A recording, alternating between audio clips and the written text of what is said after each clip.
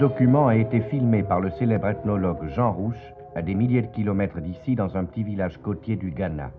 Ce Ghana où va être installée bientôt la première chaîne de télévision africaine.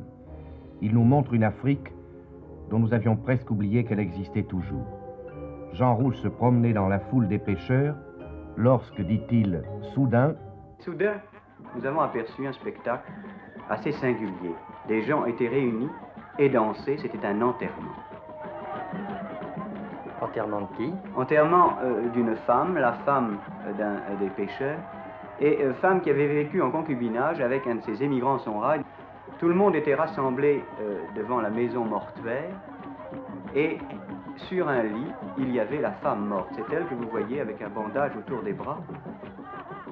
Tout le monde avait l'air très triste lorsque soudain éclata une musique fort gaie. C'était la musique de funérailles Fanti, puisque les Fanti enterrent leurs morts avec force, beuverie et danse.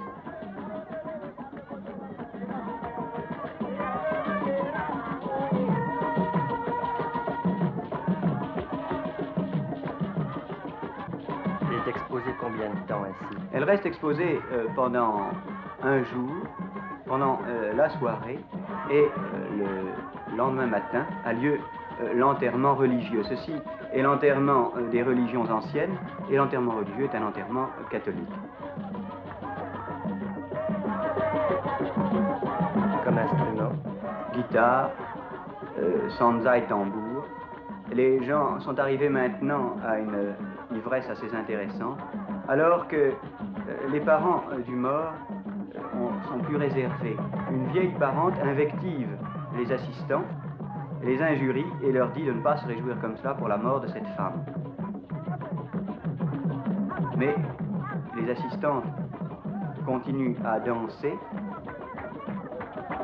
Ce sont des pleureuses à l'envers, en quelque sorte. Les pleureuses à l'envers, celle-ci, mais à côté, voici une véritable pleureuse. Elle s'adresse directement aux morts, et maintenant les pleureuses envahissent la scène, si l'on peut dire, et viennent injurier cette femme morte.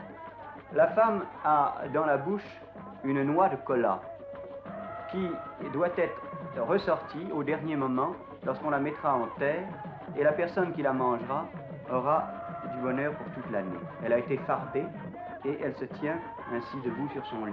On jette du rhum et du gin sur ses pieds en offrande à son esprit.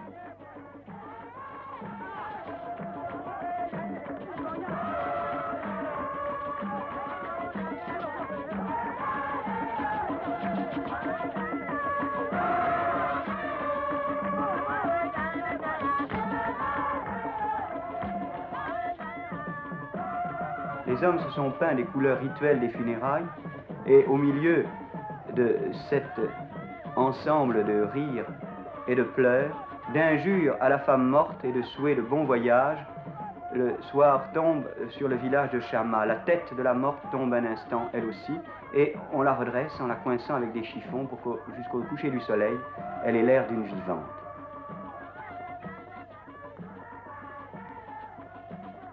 Elle ne sera morte que le lendemain. C'est cela. Et le lendemain, comme cette femme est une bonne chrétienne, on l'enterrera à l'église.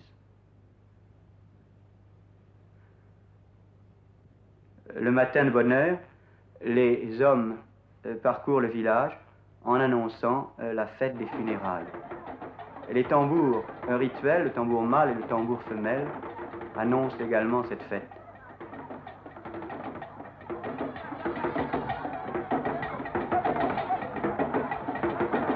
Les menuisiers ont travaillé pendant toute la nuit pour fabriquer le cercueil qui est apporté vers la maison de la morte, et le corbillard est aussi préparé. Il n'y a évidemment pas de chevaux pour tirer ce corbillard qui passe devant la mer, tiré par les parents de la femme morte.